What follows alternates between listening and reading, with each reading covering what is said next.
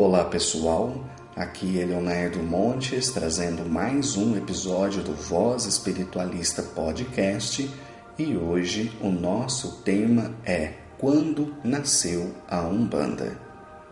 Muito bem, este podcast vai sair tanto no canal Voz Espiritualista do YouTube quanto no Spotify ou no Google Podcasts. Isto é, se você usa qualquer desses aplicativos em seu aparelho, você pode pesquisar por Voz Espiritualista e se inscrever, da mesma forma que se faz no YouTube. Assim que um novo episódio sair, você vai receber uma notificação e você pode baixar o áudio no seu aparelho para ouvir quando você quiser. Quando você estiver fazendo caminhada, quando eu, por exemplo, escuto bastante podcast, quando você estiver lavando louça, arrumando casa, indo para o trabalho, fica a seu critério.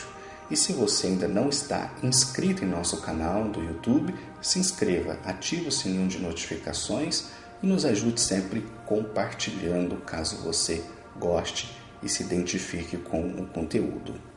Bom, eu pensei nesse assunto, que eu já tratei algumas vezes aqui no canal, porque eu acho que vale a pena a gente refletir um pouquinho a respeito dele. É um assunto importante. Pode não parecer para quem é iniciante, pode não parecer para quem não é chegado a fazer estudos mais aprofundados, mas quando nós falamos da origem e da identidade de uma religião, nós estamos falando sobre um tema que precisa e merece ter um local de destaque.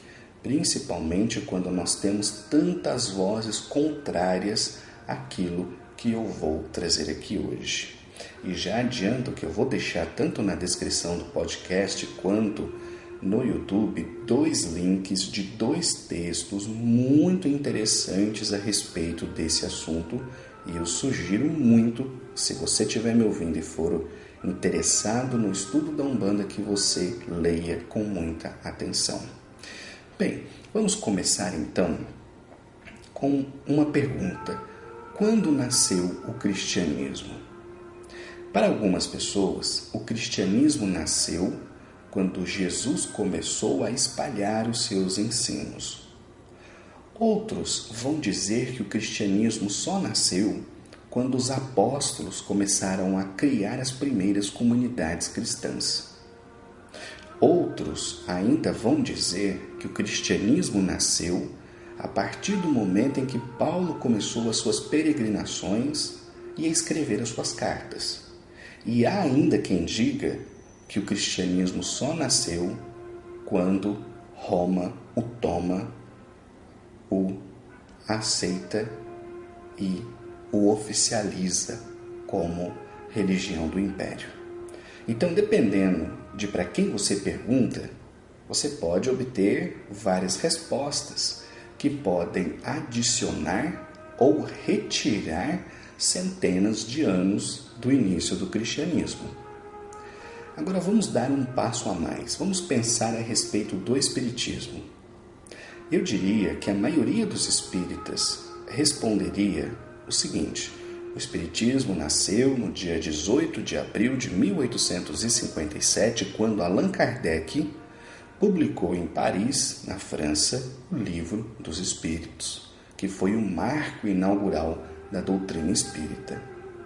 Porém, existem estudiosos que contestam um pouco isso, porque vão dizer que antes de Kardec já havia outros escritores, outros pesquisadores do assunto.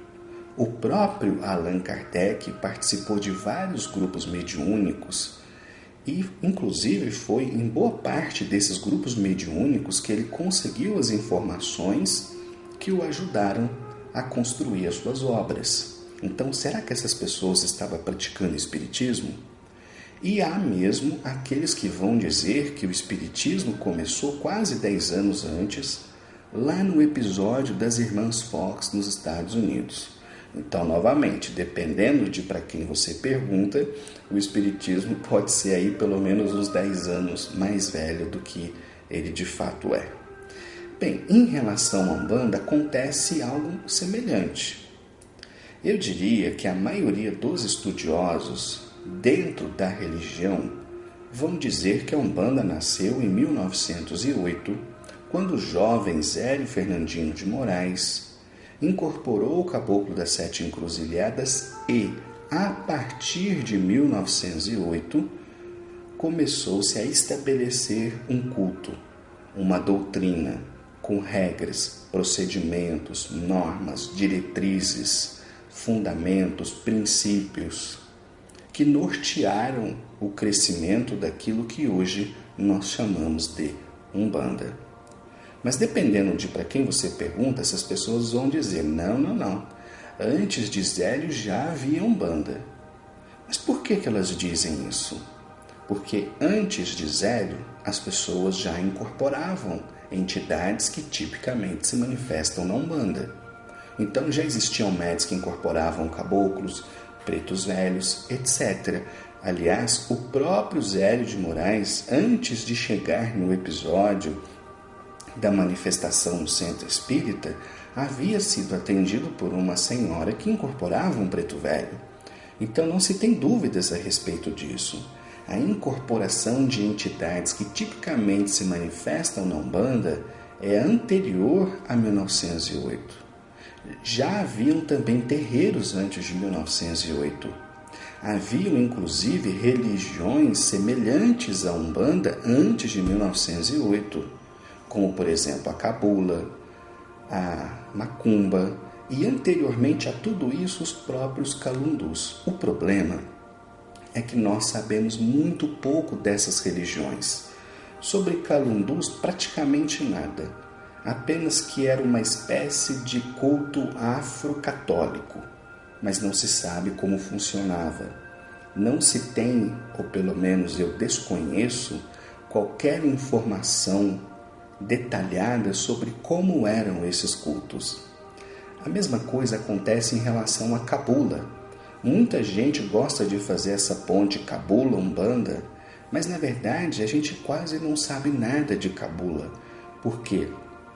Os poucos relatos que sobreviveram foram feitos por padres, por sacerdotes católicos, enquanto os poucos praticantes de Cabula que chegaram até os nossos dias nada diziam sobre o culto, diziam que muita coisa era segredo, que a Cabula era uma coisa iniciática e secreta, o que já com certeza não é uma característica comum da Umbanda. Então, quando as pessoas querem dizer que a Umbanda é anterior a 1908, elas frequentemente gostam de fazer essas pontes Calundus, Macumbas, Cabula, mas como eu disse, o fato é que nós não temos informações concretas sobre como eram esses cultos, quais eram as suas práticas, como eles funcionavam, no que eles acreditavam. A gente apenas via uma estrutura semelhante à de terreiro, sincretismo afro-católico, manifestação de espíritos, mas isso não quer dizer que seja Umbanda. Quer um exemplo? Existe algo muito semelhante a isso na região norte e nordeste, quando nós, por exemplo, falamos da Jurema Sagrada. A Jurema Sagrada é um culto que tem muita semelhança com a Umbanda. As pessoas incorporam, as entidades fazem uso de tabaco, fazem uso de bebida alcoólica, existem tambores, fazem sincretismo afro-católico, cantam, dançam, atendem, então consultam, mas não é Umbanda. É muito diferente, embora tenha lá suas certas semelhanças. Então esse é um ponto importante. Simplesmente não existe, ou repito, eu não conheço qualquer evidência de qualquer culto africano, brasileiro, afro-brasileiro, indígena, afro-indígena, indígena brasileiro que sequer se aproximasse daquilo que, a partir de 1908, começou a ser estruturado e que posteriormente ficou conhecido como Umbanda. Isto é importante dizer porque aqueles que são mais radicais na sua visão contrária à ideia de Zélio de Moraes e Caboclo das Sete Encruzilhadas chegam a dizer que Zélio embranqueceu a Umbanda. E esse é um ponto que vale a pena a gente pensar, né? Eu sempre digo o seguinte, a Umbanda que eu pratico não é a Umbanda do Zélio. embora tenham os mesmos valores, os mesmos princípios, mas a nossa prática é muito diferente. Portanto, eu não estou fazendo uma defesa de uma forma originária da Umbanda, mas de se entender a importância do que este homem fez. Um homem que viveu para a caridade, um homem que viveu para o trabalho espiritual, que nunca ganhou dinheiro em cima da religião, que dedicou a sua vida, a vida da sua família, como aliás acontece até hoje com seus descendentes, para então ver alguém completamente militante de uma visão de mundo e dizer que esse homem, além de não ter feito nada pela Umbanda, na verdade ele atrapalhou, ele embranqueceu. Então, esses discursos são muito frequentes hoje em dia no universo da Umbanda e pegam muita gente desprevenido. Então, eu vou ler aqui para vocês um trechinho de um texto chamado As Origens da Umbanda, o seu mito de fundação e o seu processo de embranquecimento. Esse texto ele foi escrito por Diamantino Fernandes Trindade e Larecerá, que é um nome iniciático. Eles foram publicados num blog completamente desconhecido do meio umbandista, mas completamente rico em conteúdo, que é mandaladosorixás.blogspot.com. mandaladosorixás.blogspot.com. Eu vou deixar depois esses dois links aqui na descrição do episódio. Bom, eu não vou ler toda a entrevista porque é grande, vai ficar maçante, mas eu vou ler aqui para vocês alguns pontos interessantes, né? Para quem não sabe, Diamantino Fernandes Trindade é um dos grandes estudiosos da Umbanda no que se refere à trajetória, desenvolvimento, então é um autor muito importante. Bom, o texto vai dizer o seguinte. Vamos lá para as perguntas, né? O que é mito de fundação da Umbanda? Resposta. Para algumas correntes acadêmicas, o conhecido relato de Zélio de Moraes a respeito do advento do Caboclo das Sete Encruzilhadas e da formação da Umbanda é tão somente um mito, como tantos outros encontrados nas origens das mais diferentes manifestações religiosas, voltado a deliberadamente embranquecer a Umbanda, de forma a estipar-lhe o elemento africano, torná-la uma religião mais palatável à classe média carioca branca e burguesa da primeira metade do século XX. Próxima pergunta. Entendem adequada essa alcunha de mito de fundação ao relato de Zélio de Moraes? Resposta. Será adequada se, e somente se, as pesquisas acadêmicas chegarem à conclusão de que antes de Zélio de Moraes havia um culto organizado nos exatos moldes por ele preconizados e denominado Umbanda. Próxima pergunta. Mas a palavra Umbanda não existia muito antes desse relato atribuído a Zélio de Moraes? Resposta, sim, não há dúvida. A palavra Umbanda é muito antiga, sendo originária do quimbundo e significando, em linhas gerais, arte de cura. Próxima pergunta.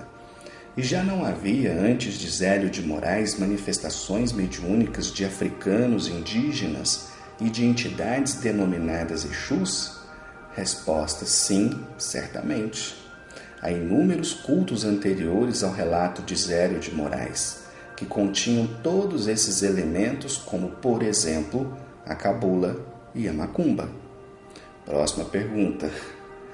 Não havia também nesses cultos elementos idênticos aos da religião umbandista, como o uso de pemba, pólvora, tabaco, álcool, cânticos acompanhados ou não de instrumentos de percussão, defumação, velas, etc.?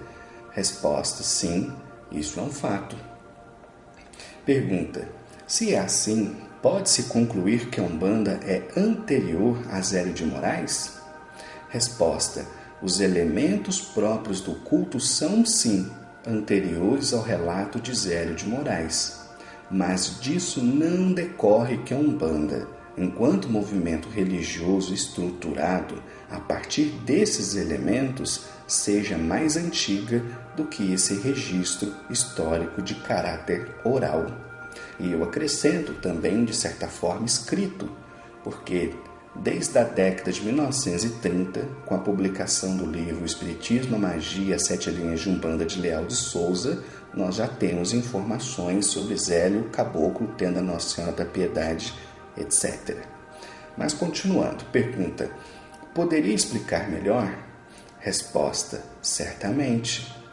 Não há registros históricos, ao menos por enquanto, anteriores a Zélio de Moraes, que atestem a existência de um movimento religioso assim estruturado, com elementos doutrinários e práticos desse modo definidos, sob a denominação Umbanda.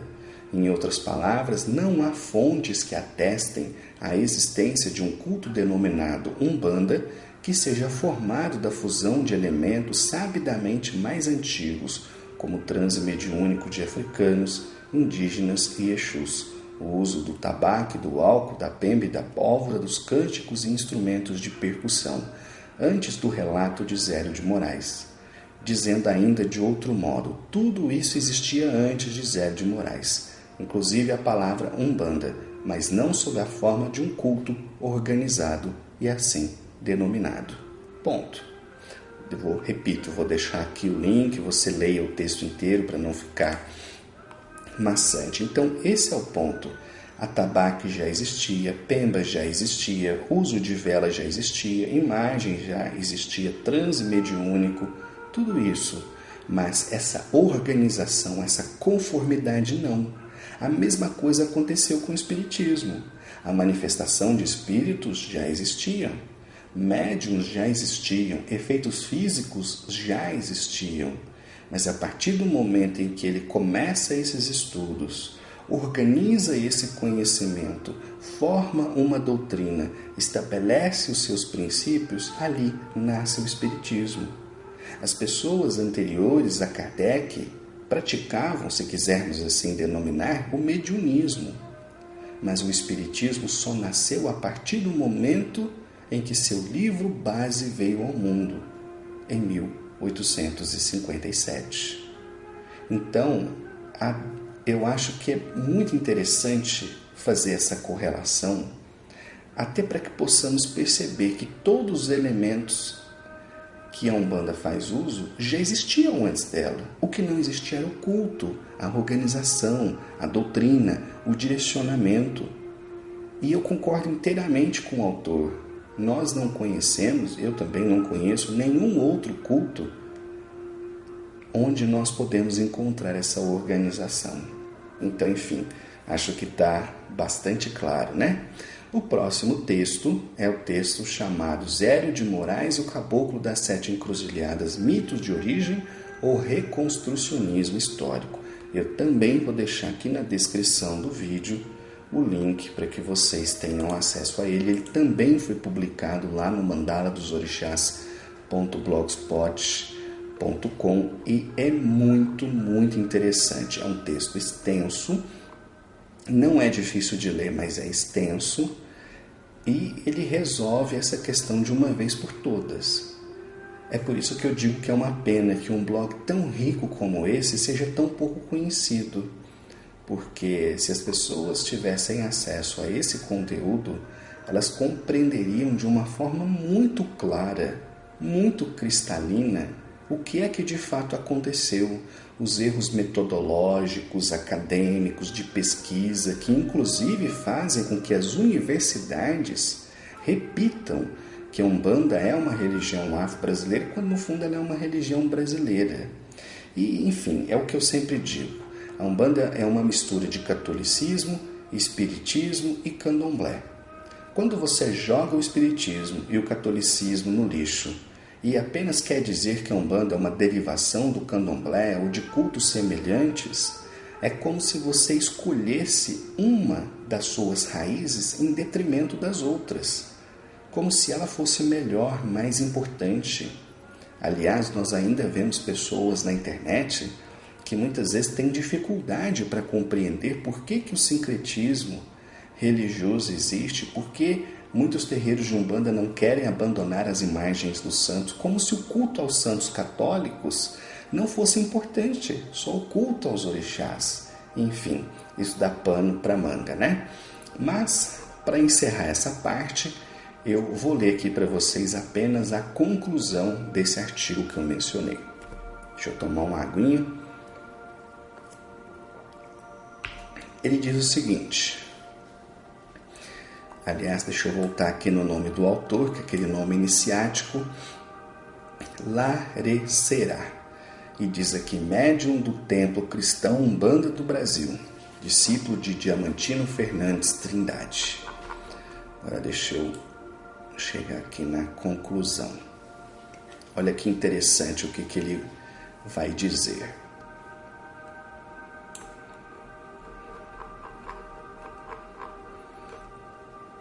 Conclusão. Em um dos pratos da balança, há a ampla pesquisa histórica a respeito das origens da Umbanda, fundamentada em relatos, entrevistas e documentos, divulgada por Lília Ribeiro, Ronaldo Linares e Diamantino Fernandes Trindade.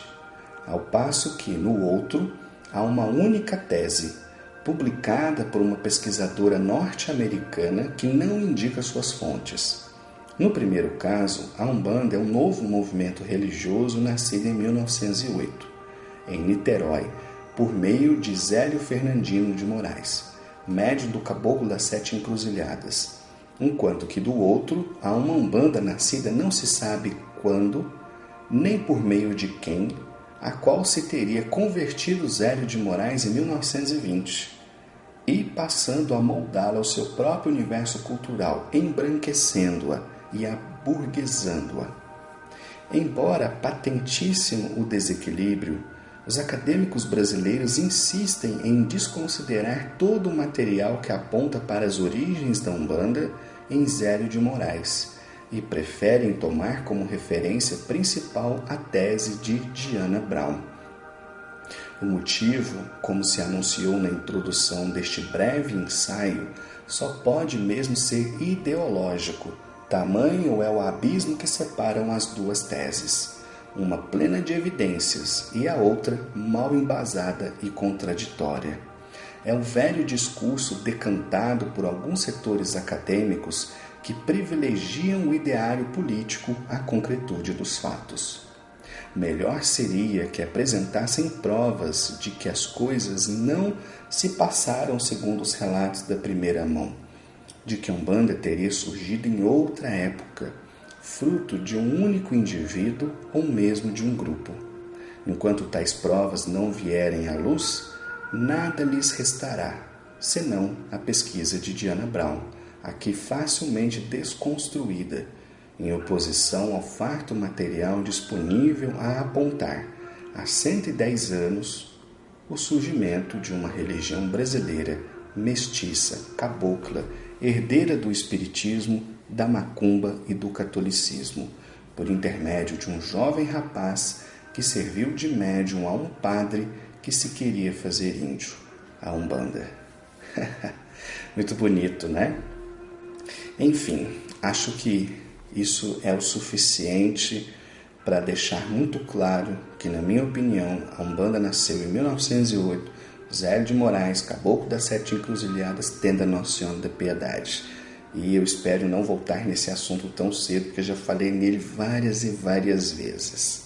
Bom, esse era o assunto principal que eu queria trazer aqui nesse podcast, e agora eu vou responder algumas questões que foram propostas pelo Éder e pela Niviane.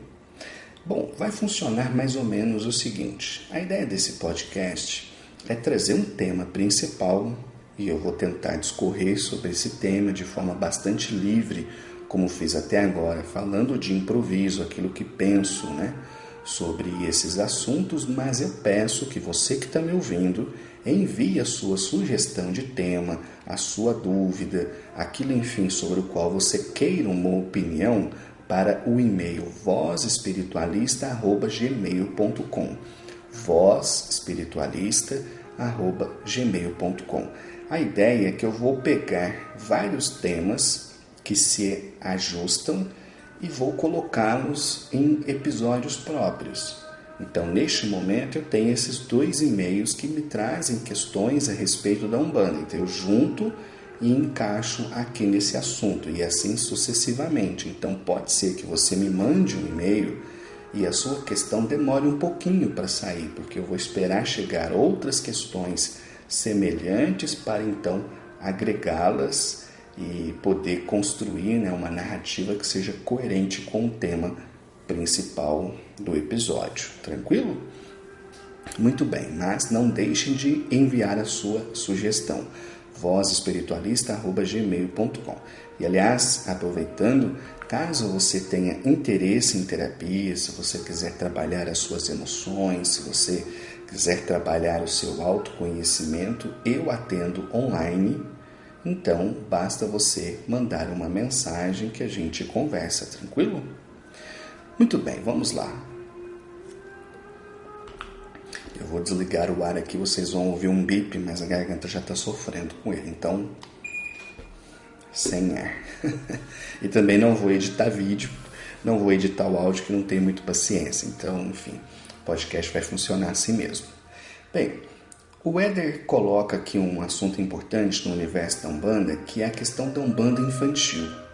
Ele até complementa, né? Para melhor prepararmos nossas crianças e adolescentes. Legal, Éder. Olha só. No começo, eu cheguei a pensar que seria interessante que houvesse, sim, uma espécie de evangelização infantil na Umbanda. Da mesma forma que se tem a evangelização infantil no centro espírita.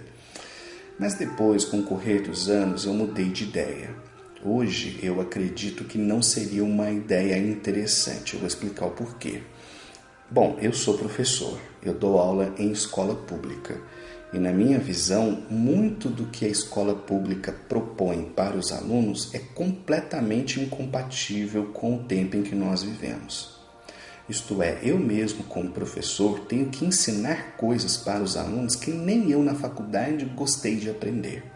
Coisas que eu não penso ser importantes. E mais, não apenas um processo de seleção de conteúdos, mas a forma como nós temos que apresentar, a extensão dos currículos que nós temos que, enfim, passar para os alunos, o quanto às vezes nós temos que abordar um tema de maneira superficial, a falta de um material didático interessante, etc, etc. Tudo isso mostra como a estrutura escolar brasileira luta com dificuldades, embora a boa vontade de seus professores, para levar conhecimento e informação de qualidade para seus alunos. E por que eu estou falando isso? Porque muito dessa questão da evangelização infantil é baseado na escola. Então, se a escola é um sistema que não funciona muito bem nem na sua estrutura original, imagina dentro de uma organização religiosa. Entende? Então, é claro, existem situações e situações. Existem trabalhos feitos com crianças, né, que são feitos de uma forma didática, interessante, que certamente deixam uma marca e uma contribuição. Mas uma queixa frequente, tanto de pais quanto, né, de crianças e adolescentes a respeito disso, é que as evangelizações acabam sendo muito chatas. E eu concordo integralmente com elas, né? E da mesma forma que o sistema de evangelização espírita é uma cópia do catecismo católico, eu não vejo por que a Umbanda ir por este caminho. Eu penso que seria muito mais interessante que as crianças, né, os jovens, adolescentes, participassem das giras, né, dos trabalhos públicos e começassem desde cedo a se ambientar aquele ambiente que lhes será comum no futuro. Claro que enquanto crianças não é preciso exercer sobre elas uma obrigatoriedade, né? Fazer a criança vir toda santa gira, não. Mas traz a criança uma vez por mês, porque ela vai sentar ali no banquinho do preto velho, ela vai receber passe, ela vai receber conselhos, orientações. Então a construção dos valores espirituais da criança vai acontecer no mesmo espaço de seus pais. E isso é um ponto que me parece muito importante na Umbanda, que é quebrar essa hierarquização que nós temos nas relações sociais, né? Em que as crianças têm que olhar para os seus pais como se eles fossem seres perfeitos, sabedores de tudo, né? Indestrutíveis, enquanto na verdade eles são muito mais frágeis do que ela poderia pensar, né? Então, eu defendo que a criança participe dos trabalhos espirituais, se acostume a eles, e quando chegar a vez dela de assumir o seu lugar, isso será um processo muito mais fácil. É o que eu penso sobre essa questão de Umbanda infantil, tá bom? As próximas perguntas é da Niviane. E ela diz o seguinte: minha dica de tema seria sobre mentores espirituais fora da egrégora da Umbanda. Legal. Aqui no Brasil, é compreensível pela nossa história geográfica que tenhamos caboclos e pais velhos como guias. Mas e no Japão? Eles têm caboclos? Bem, o termo caboclo, que vem na verdade de caboclo, ele faz referência ao processo de miscigenação dos indígenas com outros povos. Então, é um processo que a gente observa essencialmente nas Américas, mas que provavelmente poderia ser encontrado, por exemplo, na Austrália, onde os aborígenes ainda têm uma força de atuação muito grande, porque isso é uma linha que surge do choque cultural entre os indígenas e os povos que vieram de fora, no caso nosso, os portugueses. E assim, em cada local onde havia povos indígenas e se estabeleceu uma colônia de fora, isso gerou conflito e, portanto, gerou um vínculo kármico entre esses espíritos. Ali a gente pode dizer que existe uma certa linha de caboclos, mas que não seria reconhecida por esse termo, porque ele é de origem nossa, mas termos semelhantes poderiam sim existir sem nenhum problema. E você pergunta, e no Japão? Bem, nada impede que um brasileiro more no Japão, funde lá um terreiro e que as entidades daqui se manifestem lá, certo? Porque a gente tem essas bobagens de bandeiras e fronteiras, mas a espiritualidade não liga para isso. A espiritualidade está atuando onde, quando e como se faça necessário. Mas eu entendo a essência da sua pergunta, né? Que é como se diz assim, e quais são então as falanges do Japão, né? Eu já ouvi, por exemplo, falar na falange dos samurais, né? Espíritos que pertenceram, né, a essas épocas, fizeram parte dessas ordens, se submeteram a essas disciplinas e que continuam, enquanto espíritos agora muito mais esclarecidos e longe de qualquer guerra, compreendendo, né, aquilo que lhes cabe fazer e com certeza ajudando a comunidade, né, dos seus descendentes ora encarnados neste país. Mas com certeza devem haver outras tantas falanges que eu pessoalmente não conheço por não ter contato com essa cultura. Mas isso se repete em qualquer parte do mundo, né? A espiritualidade que nós conhecemos aqui no Brasil, sim, ela é profundamente ligada à nossa história, mas cada local com a sua história, suas tradições e também a sua espiritualidade. Na Suíça tem mentores pretos velhos, por esse critério que eu disse, né? De pessoas que vão para lá, por exemplo, fundam um terreiro e lá essas entidades vão se manifestar sem nenhum problema, mas eles também devem ter espiritualidade própria ligada à cultura deles, que eu também não faço ideia de qual seja, por nunca ter tido contato com elas, né? Mas assim, a essência da sua questão é, será que todo lugar tem preto velho? Não. O preto velho é uma coisa tipicamente brasileira. Observe que nem entre as culturas africanas, seja Banto, Yorubá ou qualquer outra, você vai encontrar essa figura. Essa figura preto velho, preto sábio, né? Pai velho, pai sábio, é uma coisa que surgiu aqui no contexto cultural do Brasil, né? Mas a essência é entendermos o seguinte: cada local do mundo tem a sua espiritualidade própria ligada às suas próprias tradições, culturas e história, ok? E que vou usar um exemplo que eu acabei de me lembrar. Isso eu ouvi faz bastante tempo, então pode ser que haja alguma imprecisão na forma como eu vou descrever. Mas o Marcelo Del Débio, que é um ocultista brasileiro, ele conta uma experiência muito interessante quando ele fez intercâmbio na Inglaterra e lá ele foi morar com uma família de druidas que o convidou para participar de determinadas cerimônias. Ele foi até os bosques, né? E lá ele viu essas entidades se manifestando, né? Cernunnos, a Dama do Lago, enfim, aquelas entidades que faziam referência à mitologia comum da Inglaterra. E quando ele volta para o Brasil e ele começa a frequentar terreiros de Umbanda, ele nota uma semelhança absurda sobre como os trabalhos eram feitos.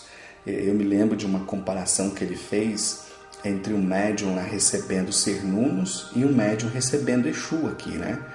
Que ele dizia que o médium incorporava, eles botavam uma capa no médium, colocavam um capacete que tinha um chifre, né? Que é uma representação dessa divindade na cultura celta, né? Os Cernunnos. E ali ele pegava um charuto e ele falava com uma voz grossa. Então ele faz essa comparação, digamos assim, e eu imagino que deve ser uma coisa realmente muito interessante observar esse tipo de manifestação. Espero ter deixado claro. E aí, por fim, a pergunta outra dúvida, orixás são energias apenas do planeta Terra? São energias universais ou próprias daqui? Tá. Olha, a minha visão sobre o que sejam os orixás, ela vai muito na contramão daquilo que se divulga hoje em dia. É uma visão mais própria do princípio da Umbanda.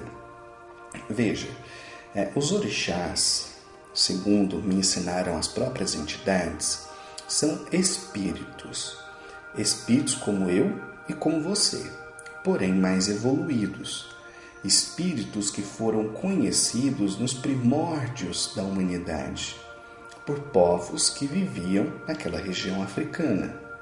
Então, os guias me falaram assim, imagina, por exemplo, ali um povo que estava reunido em torno de um rio. E como sempre acontece em todo processo civilizatório, né? O rio é profundamente importante. E as pessoas dependiam do rio para beber, para tomar banho, para comer, certo? O rio era a essência da vida. Então, um primeiro princípio de fé, que nós chamamos animismo, é dotar esse rio de alma, de personalidade, torná-lo um ser místico.